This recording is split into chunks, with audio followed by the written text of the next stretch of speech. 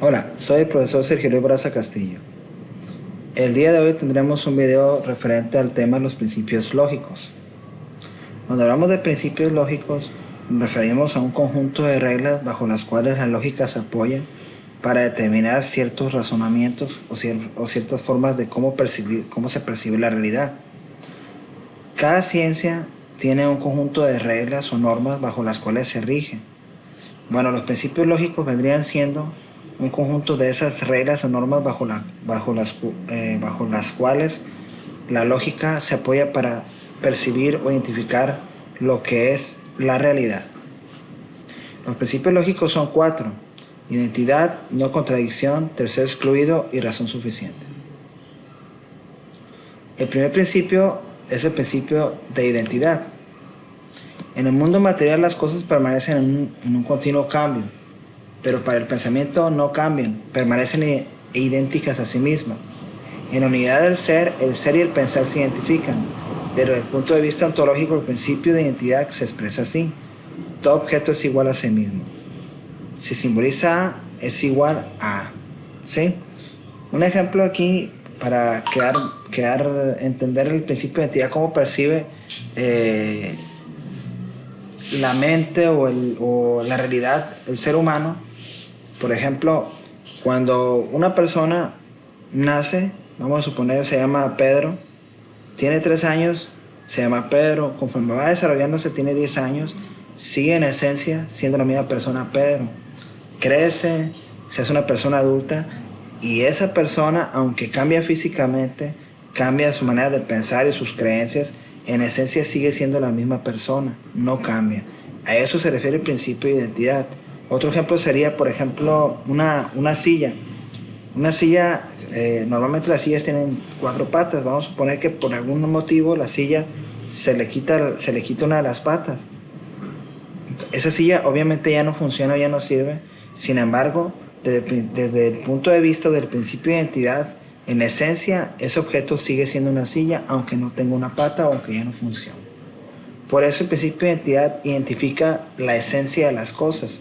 Aunque las cosas cambien, como por el ejemplo de Pedro o el ejemplo de la silla, en esencia el ser es Pedro y en esencia el objeto sigue siendo la silla. Ese sería un ejemplo del principio de identidad. El segundo principio sería el principio de no contradicción.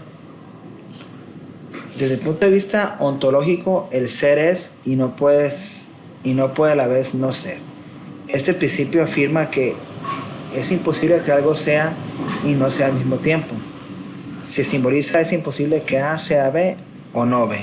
Aquí entra el aspecto de la contradicción. Sobre todo lo podemos identificar en el lenguaje. Cuando, por ejemplo, estamos hablando con una persona y normalmente la persona, un ejemplo sería cuando una persona está mintiendo. Casi siempre podemos notar que hay una contradicción, se contradice. Un ejemplo sería: oye, fuiste aquella noche, el viernes pasado a la fiesta, y la persona dice, no fui. Sin embargo, más tarde empieza, porque se le olvida o porque ya no recuerda que había mentido, empieza a decir que estuvo muy bien la música, que tocó hasta ciertas horas. Entonces ya hay una contradicción en el lenguaje, porque dice que fue, pero dice que no fue, pero a la vez se está contradiciendo con lo que está comentando. Aunque no lo está diciendo en forma literal, se entiende que se está contradiciendo y es parte de este principio. No puede ser y no ser a la vez.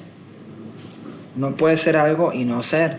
Es como cuando tú le preguntas a una persona si llegó temprano y te dice, sí, pero llegué un poquito tarde. No, yo creo que o llegó temprano o llegó tarde. No puede decir que sí llegó temprano pero llegó después tarde. Se está contradiciendo. Y este tipo de contradicciones no las permite un pensamiento, un razonamiento lógico. No puede ser una cosa y no ser a la vez, porque se está contradiciendo. No puede ser verdadero y puede ser falso algo. No es así. O es verdadero o es falso desde el punto de vista cuando nosotros afirmamos algo. ¿Veniste en la mañana o veniste a clases ayer? Bueno, si dices que sí y después dices que no, entrarías en una contradicción. Y entonces en el pensamiento lógico no existen las contradicciones. ¿sí? Por tal motivo, entonces, este será un ejemplo de no contradicción, principio de no contradicción. El principio tercer excluido nos dice lo siguiente, esa es la tercera regla o tercer principio de la lógica. Este principio afirma ontológicamente la oposición ser o no ser. El ser es y el no ser no es. No hay una tercera vía. Afirma que todo tiene que ser o no ser. Por ejemplo, si hablamos de un ser humano, ahí se aplica el principio tercero excluido cuando decimos o es hombre o es mujer. Normalmente cuando se toca este tema, hay alumnos que dicen, no, maestro, es que él era hombre y se hizo mujer. Bueno, ahí entra el principio de identidad también. En esencia es hombre. Y aunque haya sido intervenido por una operación y haya cambiado su sexo, sigue siendo un hombre. En esencia lo es. Entonces, es hombre o es mujer. No va a poder cambiar en esencia, que entre el principio de identidad, perdón, en esencia sigue siendo hombre. Aunque en apariencia y a lo mejor en que él lo diga, pues será mujer. Pero aquí entra el principio de tercero excluido. El ser humano entra en el aspecto de ser hombre o mujer. Por ejemplo, tomemos el caso de una mujer que tiene un embarazo o una que no tiene un embarazo. Pues podemos decir que o está embarazada o no está embarazada la mujer. No podemos decir que está a medias. No habría no existe una tercera opción. El principio tercero excluido nos dice que en la lógica, en un pensamiento lógico, hay dos opciones cuando algo es verdadero o es falso. O sea, una cosa puede ser verdadera o puede ser falsa y no puede ser ni medio verdadero ni medio falso, porque también entraríamos o podemos intervenir en el principio de no contradicción cuando decimos que es y no es, ¿no? Entonces es algo muy parecido, pero no es exactamente lo mismo. Aquí el principio tercero excluido nos dice que no hay una tercera opción. O lo que estamos diciendo, lo que se está afirmando es verdadero o es falso. No puede ser medio verdadero y medio falso, porque entonces entraríamos en una cuestión de un principio que no se está aplicando como el principio tercero excluido y podríamos caer en una contradicción cuando estamos diciendo que sí es y no lo es. Entonces fallaremos el principio de no contradicción. Y por último, tenemos el principio de razón suficiente, que este principio, como dice, fue formulado por Gottfried Wilhelm Leibniz. A diferencia de los anteriores que se atribuyen a Aristóteles, el principio de razón suficiente sugiere ontológicamente que todo lo que existe tiene una razón de ser. Nada existe sin una causa o razón determinante. Desde el punto de vista lógico, este principio afirma que todo pensamiento debe ser una razón o fundamento en que se apoye suficientemente.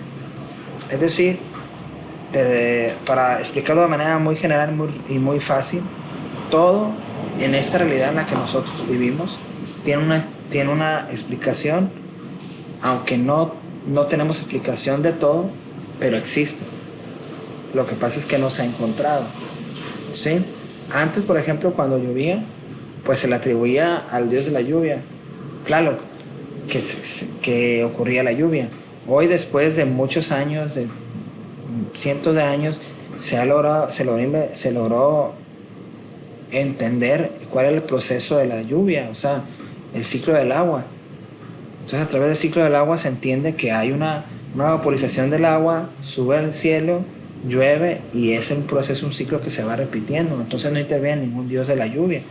Pero en aquellos tiempos era lo que se entendía, era la razón que se le daba a la lluvia. Pues imagínate que hay otras cosas a las que quizás no podamos explicar, pero evidentemente hay una razón y hay una explicación. Lo que pasa es que no hemos llegado a ella. A pesar de cientos o miles de años, no se ha llegado a la explicación o a la respuesta a eso. De que hay una explicación para todo y que todo tiene una razón, así es. Entonces, los pensamientos lógicos se basan siempre en estos cuatro principios, o se apoyan de estos cuatro principios para que tengan un sentido lo que estamos diciendo. Y aquí entra la argumentación o lo que estamos hablando, o lo que estamos diciendo al respecto. En general, esto sería el tema del principio de razón suficiente. También les voy a pedir de favor que vayan a mi blog y vean el video que se llama Los Principios Lógicos. Es un video que está corto, que también es para reforzar el tema. Y de igual manera, vamos a subir al blog un examen de la unidad número 1. Este examen en este examen vendrán los temas de todas las unidades. Por lo pronto, atiendan a este video, traten de entenderlo, lean los temas, creo que es de la página 34 a la 36, no te lo digo. Sí, de la 34 a la 36, los temas que acabamos de ver, los principios lógicos, y con ello ya tendrían una oportunidad de repasar con el video que les estoy poniendo en el blog y también con este video que estamos haciendo para esta semana.